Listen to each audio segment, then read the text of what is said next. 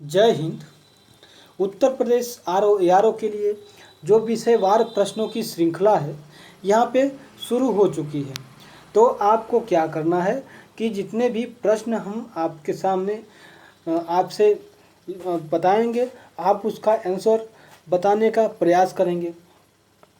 और ऐसे प्रश्न आपको जो है बहुत ही कम मिलेंगे, क्योंकि ये जो है बहुत अच्छे क्वेश्चन और हमने छांट करके लाए हैं और ये कहीं न कहीं प्रश्न आए हुए हैं। और देखिए, आपने घटना चक्र पुनरावलोकन जो पढ़े हैं या नहीं पढ़े हैं, तो उससे भी प्रश्नों की बहुत सारी जो प्रश्न हैं वो आपको यहाँ पर मिलने वाले हैं। तो आज संविधान के अंतर्गत कंपनी के शासन के लिए पारित जो किए गए थे अधिनियम, और यह कब से कब तक, तो 1773 से लेकर के और 1557 के बीच में तक 1857 के बीच तक यह अधिनियम जो है बनाए गए थे, जो कि ब्रिटेन में ही बनाए जाते थे और इसको भारत में ला करके लागू कराया जाता था और भारत पर शासन किया जाता था। तो आइए प्रश्नों से आपकी शुरुआत करते हैं। सुबह की शुरुआत एक नए आगाज के साथ, एक नए प्रयास के साथ। और मैं कमलेश सर, सबसे पहला प्रश्न यहाँ है कि निम्न में से किस अधिनियम में कलकत्ता में सर्वोच्च न्यायालय की स्थापना का प्रावधान किया गया था। आपको इस प्रश्न का आंसर कमेंट में देने हैं। आइए आगे बढ़ते हैं और तब तक आप लिखिए और इससे रिलेटेड कुछ और जानकारी हम यहाँ पे तब तक देख लेते हैं। तो सबसे पहला जानकारी हम यहाँ पे जानेंगे कि रेगुलेटिंग एक्ट 1773 लाया गया था, इसमें क्या क्या था। जो रेगुलेटिंग एक्ट लाया गया था 1773 वाला, ठीक है,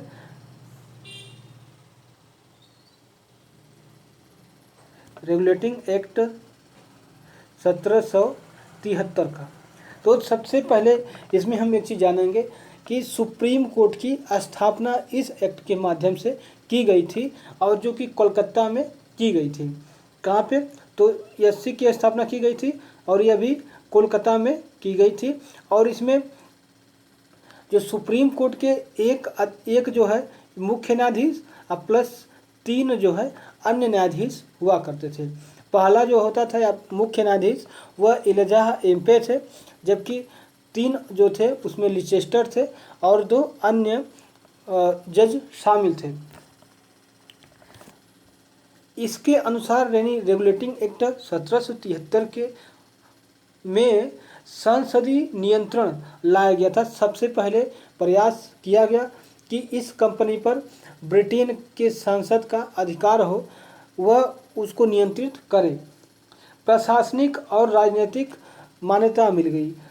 अब जो ब्रिटेन की सांसद थी, इस रेगुलेटिंग एक्ट के माध्यम से कंपनी को कुछ मान्यता दी, कुछ सुविधाएं दी, जैसे कि अब वह शासन कर सकता है भारत पर। इसके पहले वह कंपनी केवल व्यापार करने के लिए ही जो है वह अप्लाई थी या उसके लिए आवश्यक था। साथ में अब राजनीतिक जो काम थे राजनीति वाले, वह भी इसमें वह हस्तक्षेप कर सकता था या शासन व्यवस्था को चलाने के लिए। यहाँ तक कि केंद्रीय व्यवस्था की भी यहाँ पे नींव डाल दी गई, यानी केंद्रीय प्रशासन की नींव यहाँ पे देखी गई है। इसी के साथ साथ प्रशासन के लिए, जब प्रशासन करना होगा तो प्रशासन तो अकेले होगा नहीं, तो इसलिए प्रशासन को चलाने के लिए गवर्नर जनरल के परिषद में, यानी गवर्नर जनरल तो एक था, अब प्लस इसके साथ जो है 4 और सदस्यों की नियुक्ति की गई, प्रशासन को अच्छे तरीके से होल्ड करने के लिए, पूरा करने के लिए। अब इसी के साथ साथ कर्मचारियों को निजी जो व्यापार थे उसको बैन कर दिया गया। व्यापार जो निजी व्यापार कर रहे थे वो भी बंद।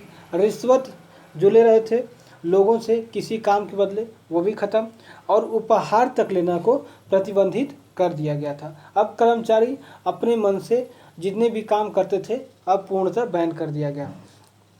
ठीक है, तो ये सब चीज़ें इस एक्ट में शामिल थी। तो आइए देख लेते हैं इस प्रश्न का आंसर क्या होने वाला है। तो हमने आपको इसी पहले इस मतलब इसी कड़ी में ही इस प्रश्न का आंसर बताया।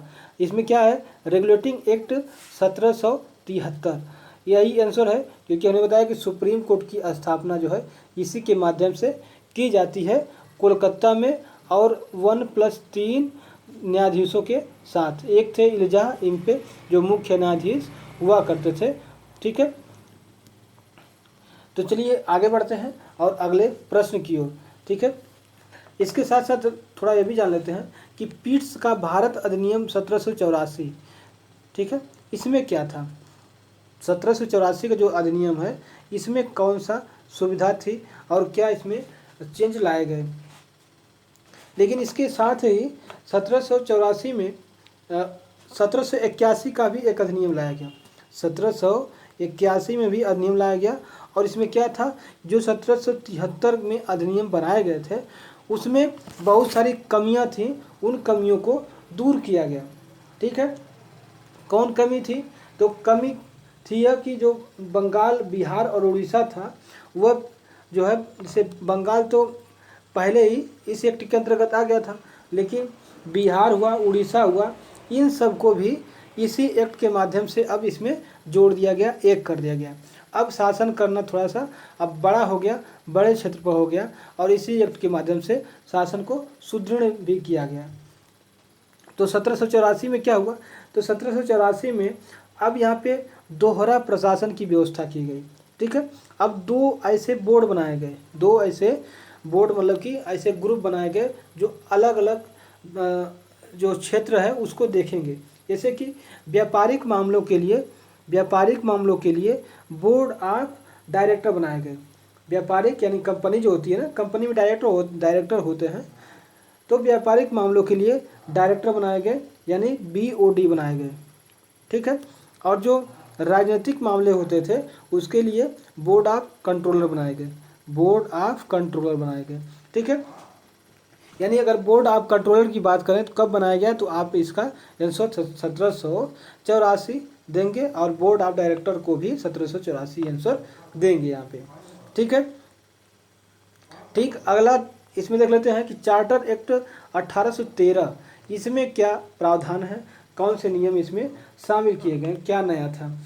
अब 1813 वाला था, इसमें देखिए कि चाय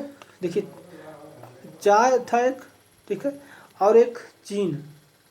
चाय और चीन के व्यापार को छोड़ करके जितने भी व्यापार थे कंपनी को उससे मुक्त कर दिया गया, यानी कंपनी अब केवल चाय और चीन से ही व्यापार कर सकती थी, बाकी व्यापार को अब वह नहीं कर सकती। अब तो कौन करेगा, तो अब जितने भी लोग हैं, क्योंकि इसके पहले ब्रिटेन में लोग जो अन्य व्यापारी थे वे कहते थे कि केवल कंपनी को एक अधिकार है कि वही केवल हमारे या इंडिया से व्यापार कर सकती है, हम क्यों नहीं कर सकते। तो ये हर चीज़ आगे बड़ा तूल पकड़ लिया ब्रिटेन में। तो इस एक्ट के माध्यम से कंपनी का जो एकाधिकार था उसको समाप्त कर दिया गया, केवल चाय और चीन के व्यापार से छोड़ करके। ठीक है, अब जो ईसाई मशीनरी थे, ईसाई जो थे ना, वह अब भारत में आने लगे प्रचार प्रसार करने के लिए। ठीक है, और यह आ करके यहाँ पे भारत में जो लोग थे उनको ईसाई बनाने का प्रयास करने लगे। साथ में शिक्षा के लिए यहाँ पे 1,00,000 रुपए जो है पर वर्ष यहाँ पे देने का प्रावधान किया गया, जो कि भारतीयों की शिक्षा के लिए बहुत ही ज़रूरी था और पहला कदम था, ताकि भारतीय भी उनके प्रशासन में उनके साथ या उनके जो सहयोगी के रूप में काम कर सकें, ये बहुत ही ज़रूरी था। अब 1833 का जो एक्ट था इसमें भी थोड़ा देख लेते हैं क्या इसमें शामिल है। ठीक है, देखिए दोस्तों, अगर आपको ये सब पता है तो आप बिल्कुल इसे स्किप करके आगे बढ़ जाइए और आगे बढ़ के आप अगला क्वेश्चन करिए। ठीक है, कोई ज़रूरत नहीं है, जब आपको आता है तो आप आगे बढ़ सकते हैं। आप इसको जो है मतलब कि आगे प्ले कर लीजिए। तो 1833 वाले अधिनियम में क्या है, एक्ट में, कि इसमें जो व्यापारिक मामले थे पूरी तरीके से ख़त्म कर दिए गए। किसके? तो कंपनी के जो व्यापारिक अधिकार थे पूरी तरीके से इसके ख़त्म कर दिए गए। किसके? तो कंपनी के जितनी भी थी, क्योंकि अब जो चाय चीन का केवल बचा था वह भी यहाँ पे 1833 में इसे समाप्त कर दिया गया। ठीक है, साथ में दास प्रथा का भी उन्मूलन कर दिया गया इस एक्ट के माध्यम से। और दास प्रथा के समय एलन बरो थे, कब? तो यह 1843 में, 1843 में। और यहाँ तक फिर 1834 में ही लॉर्ड मैकाले की अध्यक्षता में पहली बार विधि आयोग का गठन किया गया। किसका? विधि आयोग का गठन किया गया पहली बार। तो विधि आयोग का गठन पूछा जाता है कि विधि जो है विधि के रूप में शासन, या जो गवर्नर था वह विधि के रूप से या विधि आयोग के हिसाब से प्रशासन कब करने लगा था? तो आपको 1833 अधिनियम का या जो है अधिनियम को सही करना होगा। ठीक है, तो अब जो है इस तरीके से अगला प्रश्न की ओर चलते हैं। और यहाँ पे प्रश्न जो है इसे आप देखिए और लगाइए। तो यह प्रश्न जो है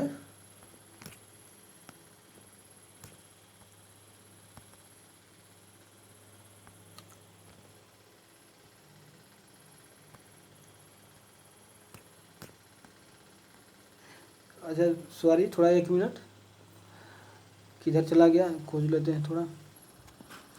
तो अगला प्रश्न यहाँ पे आपके सामने, सर्वोच्च न्यायालय के स्थापना के संबंध में निम्न में से कौन कथन सही है? तो यहाँ पे 2 कथन दिए गए हैं और बताना है कौन कथन है। तो पहला कथन यहाँ पे है कि कलकत्ता में सर्वोच्च न्यायालय की स्थापना 1773 के रेगुलेटिंग एक्ट के माध्यम से की गई थी। तो बिल्कुल आपको हमने बताया अभी पिछले 1-2 मिनट पहले कि कलकत्ता में जो रेगुलेटिंग एक्ट 1773 है, इसी के द्वारा सर्वोच्च न्यायालय की स्थापना हुई थी। और क्या बताया कि लेमेस्टर इस न्यायालय के प्रथम मुख्य न्यायाधीश थे। तो बिल्कुल नहीं, यह लेमेस्टर जो है मुख्य न्यायाधीश नहीं थे, मुख्य न्यायाधीश एलिजाह इम्पे थे। एलिजाह इम्पे यहाँ पे थे, जबकि जो अगले 3 थे उसमें लेमेस्टर शामिल थे। इसलिए ऑप्शन ए यानी पहले आंसर यानी पहले कथन के साथ ही इस प्रश्न का आंसर जाता है। और देखिए यह यूपी आरओ 2016 में यह प्रश्न पूछा गया था। अगला प्रश्न आप बताइएगा और कमेंट में ज़रूर लिखिएगा। बताया क्वेश्चन है कि कथन सूची 1 तथा सूची 2 को सुमेलित करना है। और यहाँ पे ए जो है को मिलाना है ABCD को 1 2 3 4 के साथ। ठीक है, तो आप इसे मिलाइए और इसे बताइए तब तक। और आइए हम ही शुरू करते हैं इसके लिए और आगे बढ़ते हैं इसमें। देखिए 1773 था, इसके बारे में हमने बताया कि इसमें जो है सुप्रीम कोर्ट की स्थापना की गई सबसे पहले। उसके बाद जो है संसदीय नियंत्रण इसी के माध्यम से किया गया। केंद्रीय प्रशासन की नींव भी डाली गई थी। ठीक है, इसमें कर्मचारियों को जो निजी जो व्यापार था, रिश्वत था, उपहार था, इसको प्रतिबंधित कर दिया गया था यहाँ पे इस अधिनियम के द्वारा। ठीक है, और 1784 अधिनियम के द्वारा आपको पता ही है कि 2 चीज़ें लाई गई थी, एक बोर्ड ऑफ कंट्रोलर और बोर्ड ऑफ डायरेक्टर। डायरेक्टर किसके लिए होता है? तो एक कंपनी के लिए होता है जो व्यापार होकर करती है। ठीक है, अब बोर्ड ऑफ कंट्रोलर जो है राजनीतिक यानी जो राजनीति योग्य हैं उनके लिए होता है। ठीक है, और 1813 एक्ट को भी हमने आपसे इसके बारे में बात की थी कि इसमें व्यापारिक मामले जो थे पूरी तरह से कंपनी के ख़त्म हो चुके थे, अब एकाधिकार नहीं रह गया और दास प्रथा यहाँ पे ख़त्म कर दिया गया।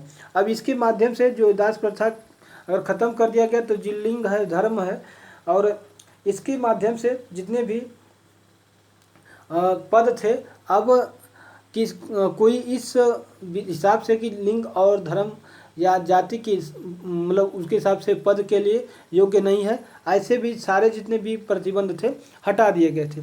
यानी पूछा जाएगा कि अगर किसी प्रशासन में शामिल होने के लिए कौन सा एक्ट है जो कि उन्हें देता है एक अधिकार, तो आपको 1813 वाला अधिनियम यहाँ पे बताना होगा।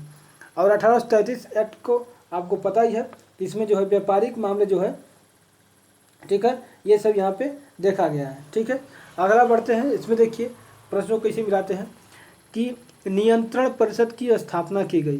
देखिए नियंत्रण परिषद कौन है, तो board of controller. Board of controller किस अधिनियम से था, तो यह जो है 2 यानी पिट्स का भारतीय अधिनियम 1784। तो यानी ए का 2 जो है 2 ठे है, तो ए वाला काट देते हैं और यहाँ पे सी वाला काट देते हैं। सर्वोच्च न्यायालय की स्थापना किस अधिनियम से की गई, तो 1773 के अधिनियम से की गई थी सर्वोच्च न्यायालय की स्थापना। यानी बी का 1 हो जाता है। तो बी का 1 कहाँ पे है, तो देखिए बी का 1 जो है यहाँ पे हमको लग रहा है 2 ठो है क्या, बी का 1 देखिए यहाँ पे है। ठीक है, यही आंसर इसका होने वाला है। और देखिए सी का 3 है। ठीक है, यानी इंग्लिश मिशनरियों को जो भारत आने की अनुमति थी वह 1813 के अंतर्गत, और गवर्नर जनरल की परिषद में कानूनी सदस्यों की नियुक्ति जो है कब कर दी गई, तो चार्टर अधिनियम 1833 के अंतर्गत। ठीक है, तो यहाँ पे ऑप्शन बी इस प्रश्न का आंसर है। अगले प्रश्न की ओर बढ़ते हैं। यहाँ पे प्रश्न है और यह आपके लिए बहुत ही इम्पोर्टेंट बताया गया है प्रश्न में कि किन से भारत में अंग्रेजी शिक्षा की नींव पड़ी। ठीक है, किस अधिनियम से भारत में अंग्रेजी शिक्षा की नींव पड़ी गई, तो यहाँ पे ऑप्शन यहाँ पे ए है कथन 1813 का चार्टर एक्ट। ठीक है, 1813 का चार्टर एक्ट बिल्कुल सही है। 1800 चार्टर एक्ट जो 13 था, इसमें मिशन ईसाइयों को भी मतलब कि आए ये लोग मिशनरी बन के, और 1813 में सबसे पहले 1 लाख रुपए जो है कंपनी भारत में शिक्षा के प्रसार के लिए सबसे पहले दी। ठीक है, general committee of public instruction 1823 में अब इसी चार्टर के अंतर्गत ही अभी आता है। और इसमें क्या होता है कि शिक्षा के लिए यहाँ पे 10 लाख प्रति वर्ष की व्यवस्था कर दी जाती है कि अब 1 साल में 10 लाख जो है शिक्षा के प्रसार में दी जाएगी। और इसके अध्यक्ष कौन हुआ करते हैं, तो यह लॉर्ड मैकाले, ये जो लॉर्ड मैकाले हैं इसके अध्यक्ष यहाँ पे होते हैं। प्राच्यविद और आंग्लविद विवाद भी इसी यानी 1833 में ही यह प्राच्यविद और आंग्लविद वाला विवाद भी इसी में आया था। तो यहाँ पे ऑप्शन जो तीनों हैं यानी डी यहाँ पे जो आंसर है यह होने वाला है और यह सही है। ठीक है, चलिए अगले प्रश्न की ओर बढ़ते हैं। और आप बताइएगा मज़ा आ रहा है प्रश्न में तो ज़रूर हमें बताइएगा और मोटिवेट भी करिए हमें, ताकि मैं अच्छे और प्रश्न को आपके लिए जो है चूज कर लाऊं और आपको पढ़ा सकूं। देखिए यह यूपी आरओ में क्या दमदार क्वेश्चन है यहाँ पे, और यह बहुत ही इम्पोर्टेंट कई सारे एग्जामों में आ चुका है।